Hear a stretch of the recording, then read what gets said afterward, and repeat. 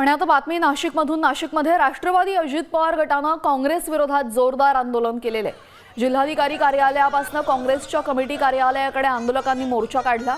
हा मोर्चा पोलिसांनी रस्त्यातच अडवला। काँग्रेस आणि राष्ट्रवादीचे कार्यकर्ते यावेळी सामने सामने आलेले।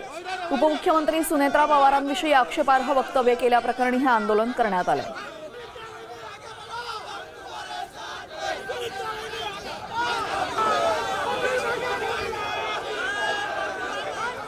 अध्यक्ष त्याला महाराष्ट्रामध्ये कोणी ओळखत नाही आणि म्हणून त्याची ओळख निर्माण व्हावी म्हणून आमच्या नेत्या आदरणीय सुनेत्राताई वहिनी यांच्यावरती खोटे आरोप त्या ठिकाणी केले जात आहेत, त्यांच्यावरती टीका केली जाते। आदरणीय दादांच्या जाण्यानंतर ज्या पद्धतीने सुनेत्रा वहिनीने या पक्षाला सांभाळण्याचं काम केलं, या राज्यातल्या जनतेला दिलासा देण्याचं काम केलंय, स्वतःच्या छातीवर दगड ठेवून ताई आज राज्यामध्ये काम करतायत आणि ते त्यांना सहन होत नाही चांगलं काम, म्हणून अशा प्रकारची टिपका हे सपकाळ त्या ठिकाणी करतायत।